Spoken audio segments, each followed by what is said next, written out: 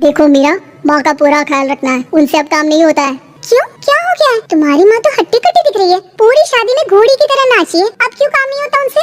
वो माँ प्रेग्नेंट है ना, बच्चा होने वाला है, मैं कभी भी भाई बन जाऊंगा इस साल के अंत तक। क्या बोल रहे हो? वो सर पर हाथ रखकर बैठ जाती है। यार पहले क्यों नहीं बताया? कैसा मजाक है ये? झूठ बोल रहे हो ना? हाँ, झूठ बोल रहे हो ना? तभी ससुर की आवाज आती है। बहू, पानी गरम कर दे, तेरी सास को दवाई देनी है। समय पर दवाई ना दी तो परेशानी हो जाएगी। और हाँ, जरा काजू पीस कर दूध में मिलाकर ले आना, तेरी सास खुद से तो अपनी संभाल करेगी नहीं। हे भगवान, ये मैं क्या सुन रही हूँ? ये ससुर जी को क्या हो गया है? मैं क्या सोच कर आई थी? हाय रे, मैं तो किसी को मुंह भी नहीं दिखा पाऊंगी। अब ये रोना धोना बाद में करना, पहले गर्म पानी कर दो, माँ को दवाई देनी होगी।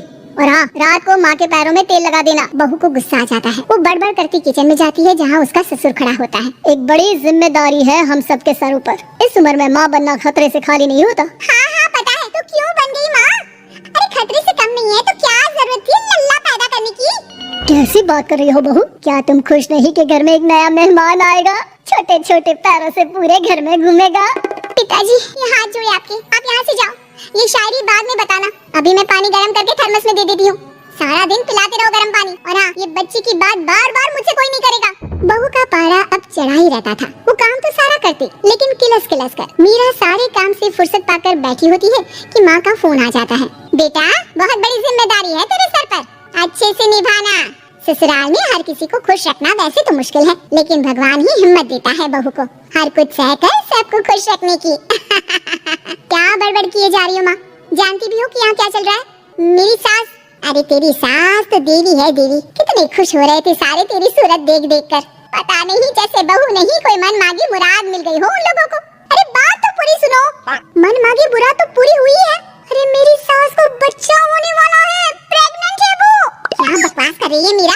ये बात किसी को कहना मत। मुझे तो बता दिया, लेकिन अब अपनी जबान से ले। कहाँ है तेरी सास? बात तो करा मेरी। पूछू जरा, पोता पोती खिलाने की उम्र में खुद का बच्चा खिलाने का शौक कहाँ से आ गया? और आया भी तो बताना तो चाहिए था। अब क्या नाक कटाने के लिए हम लोगों से रिश्ता जोड़ा है? रुक, तेरे पापा से बात करती हूँ। मीरा फोन रखकर लेट जाती है। वो एक सपना देखती है कि उसकी गोद में एक बच्चा खेल रहा है। भाभी की गोद में कितना खुश दिख रहा है ना? लगी नहीं रहा कि भाभी है। मैं तेरे लिए क्या लाया हूँ, सोने की बालियाँ। तेरी शादी में तो मैं बुढ़ा हो जाऊंगा ना। अरे कैसी बात कर रहा है बेटा, इसकी जिम्मेदारी तो तू ही लेगा।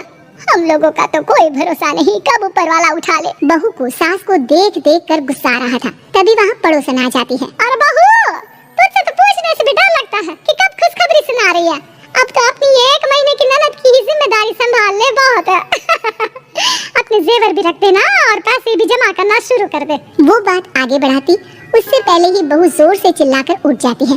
नहीं नहीं नहीं नहीं, मैं अपने जेवर किसी को नहीं दूंगी। अरे कौन ले रहा है तुम्हारे जेवर? तुम औरतें भी ना सपने में भी जेवर ही संभालती रहती हो। मैंने जो सपना देखा है ना, सुनोगे तो होश उड़ जाएंगे। अच्छा, तुम अपना सपना बाद में बताना, पहले मेरा सुनो। कल मैंने इतना अच्छा सपना देखा, इतना अच्छा सपना देखा कि अगर वो पूरा हो जाता है ना, तो मैं तुम्हारे लिए रानी हार बनवा दूंगा। बहू अब सारी गम भूलकर पति का सपना सुनने में लग जाती है।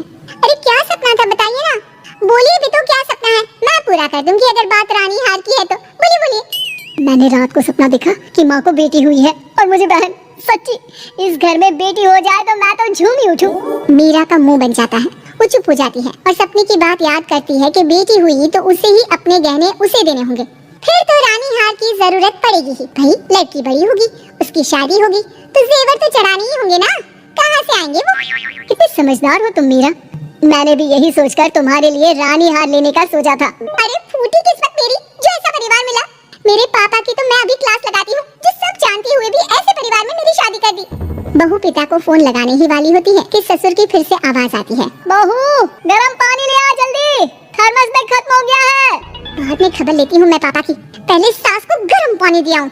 बहू अभी किचन में काम कर ही रही थी कि मीरा के मम्मी पापा आ जाते हैं। वो हाथ में ढेर सारे फल लेकर आते हैं। मीरा के पिता मीरा के ससुर से कहते हैं, लीजिए भाई साहब, ये फल रखिए, बहन जी को खिला दीजिएगा।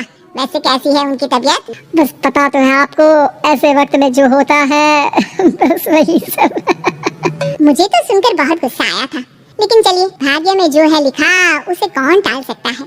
डॉक्टर को दिखाए? हाँ हाँ बस डॉक्टर आने ही वाला है। अच्छा हुआ आप लोग भी आ गए। उतने में एक सुंदर सी लेडी डॉक्टर आती है। पेशेंट कौन है आप? अरे नहीं जी, मैं तो बहू हूँ इस घर की। मैं तो अभी सोच भी नहीं सकती पोता या पोती के बारे में। अभी तो मेरी सास ही। अरे चुप हो जाना, देख तो ले डॉक्टर है ये, किसी के भी सामने गुस्सा फोड़ देती है।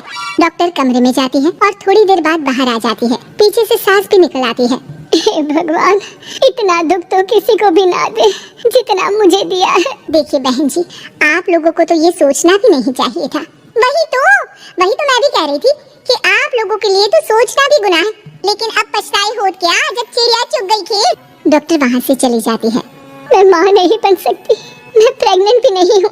ये कैसे? तुम तो बोल रही थी कि अरे वो गैस का दर्द था और पेट भी गैस से फूल रहा था।